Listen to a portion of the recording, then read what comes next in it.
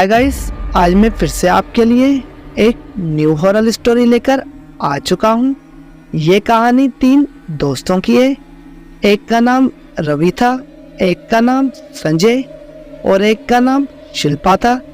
मैं आपको बताता चलूँ, शिल्पा रवि की वाइफ है। ये तीनों बचपन से एक दूसरे के साथ रहते थे और बचपन से दोस्त थे।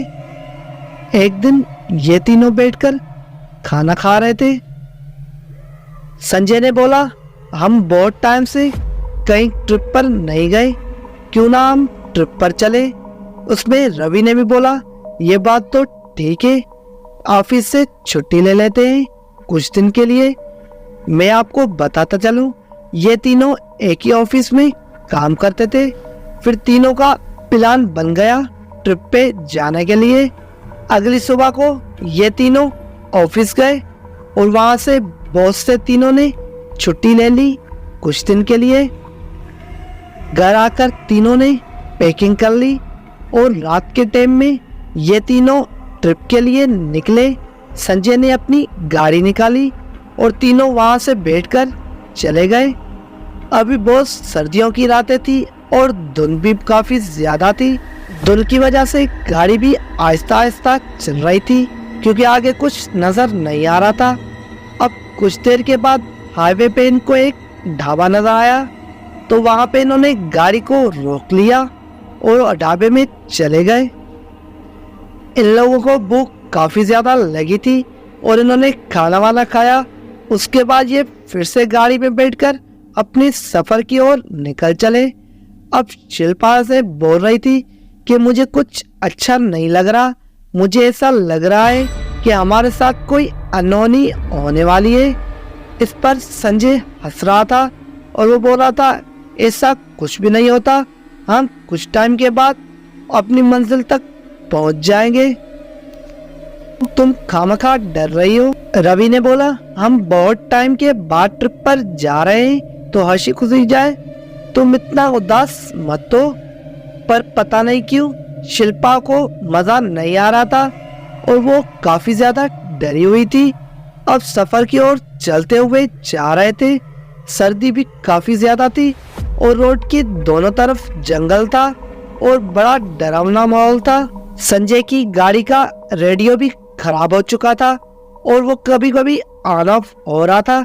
उसकी आवाज की वजह से इन लोगों को काफी ज्यादा डर लग रहा था, क्योंकि वहां पे काफी ज्यादा सुनसान था और कोई भी गाड़ी या कोई इंसान नहीं था। इसकी वजह से इन लोगों को काफी ज्यादा डर लग रहा था। तभी संजय को दूर से रोड पे एक औरत नजर आई जो बीच रोड पे खड़ी थी। अब उसको रवि ने भी देख लिया और शिल्पा ने भी देख लिया। अब ये गाड़ी का हॉर्न बजा रहे थे पर वो रोड से हट नहीं रही थी। तो रवि ने और शिल्पा ने संजय को बोला, तुम्हें गाड़ी मत रोकनी है, स्पीड से यहाँ से निकल चलो।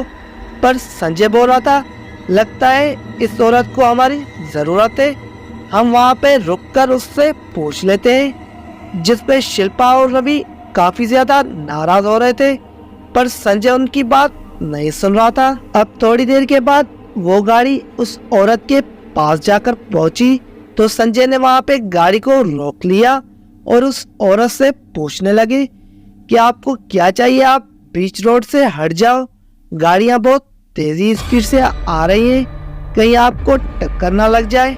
पर वो औरत इसकी बात का रिप्लाई नहीं कर रही थी। फिर दोबारा बोला, पर तब भी वो रिप्लाई नहीं कर रही थी। जिस पे रवि और शिल्पा ने बोला, तुम गाड़ी पीछे करके यहाँ से निकाल लो, हमें काफी ज्यादा डर लग रहा है। पर संजय बार बार उससे पूछ रहा था। अब थोड़ी देर के बाद वो औरत वहां से गायब हो गई, जिस पर ये तीनों काफी ज्यादा हैरान हो गए। अब संजय को भी डर लगने लगा था। ये सब देखकर शिल्पा को काफी ज्यादा बुखार आ गया था और वो पीछे सीट पर लेट चुकी थी। अब उन्हें ऐसा लग रहा था कि उन तीनों के अलावा कोई और भी गाड़ी में है, जिससे उन्हें काफी ज्यादा डर लग रहा था।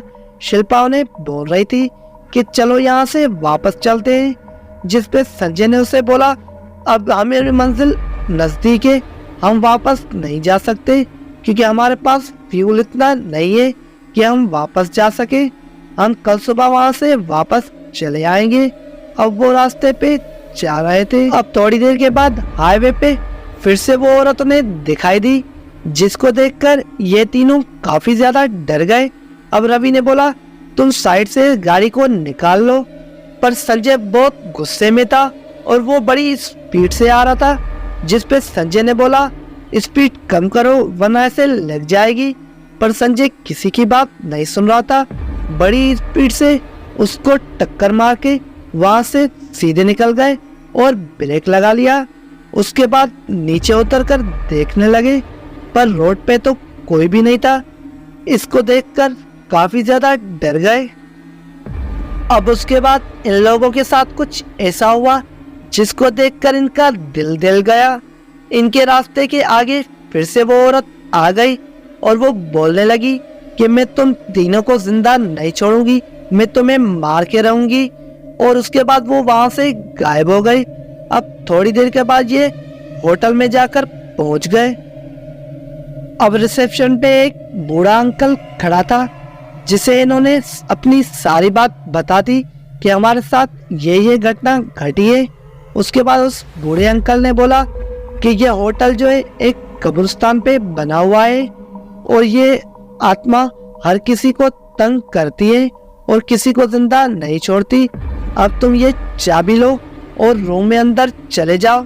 सुबह होने से पहले तुम रूम से बाहर मत निकलना। और ये तीनों अपने रूम में सोने चले गए। थोड़ी देर के बाद फिर से दरवाजा बजा। जैसे इन्होंने दरवाजे को खोला तो वही औरत थी जिसको इन्होंने टक्कर मारी थी। वो इन्हें बोल रही थी, तुम कुछ भी कर लो, मैं तुम तीनों को जिंदा यहाँ से नहीं जाने दूंगी। और वो वहां से गायब हो गई। उसके बाद संजय ने बोला, यहाँ पे रुकना खतरे से खाली नहीं है, हमें यहाँ से जल्दी वापस जाना चाहिए। उसके बाद उन्होंने सामान लिया और होटल से बाहर चले आए। जैसे ये गाड़ी में बैठने लगे, वहाँ पे तीन और लोग चले आए जो गांव के थे। वो पूछने लगे, तुम कौन हो और ये सामान लेकर कहाँ जा रहे हो? तो संजय ने बताया, हम यहाँ पर ट्रिप पर आए हुए थे। अंदर जो बूढ़ा अंकल है उसने हमें चाबी दी कि यहाँ पर रह जाओ और सुबह होते ही चले जाना। जिस पर वो तीनों देखकर हैरान हो गए। तब उनमें से एक ने बोला, यहाँ पर तो कोई भी नहीं रहता, यहाँ पर एक बूढ़ा अंकल और एक बुढ़िया रहती थी जिन्होंने खुदकुशी कर ली थी। उसके बाद यहाँ पर कोई भी नहीं रहता। हमने तो तुम्हें यहाँ पर देखा इसलिए पूछने चले आए, क्योंकि रात के टाइम में यहाँ पर कोई भी नहीं आता। जो भी आता है यहाँ से जिंदा बच के नहीं जाता। ये सब सुनकर ये काफी ज्यादा डर गए। तभी उन तीनों गांव वालों में से एक ने इनको एक कागज दिया जिसमें मंत्र लिखा हुआ था। उन्होंने बोला, ये मंत्र अपनी गाड़ी पे लगाकर यहाँ से चले जाओ वरना तुम लोग जिंदा नहीं बचोगे। तो उन्होंने ये मंत्र लेकर संजय ने गाड़ी पर लगा दिया और तीनों गाड़ी में बैठकर वहां से जाने लगे। कुछ टाइम के बाद सुबह होने वाली थी और ये लोग अपने घर जाकर पहुंच गए। गाइस, ये थी एक छोटी सी रियल स्टोरी। अगर आपको पसंद आई तो वीडियो को लाइक करके चैनल को सब्सक्राइब कर देना।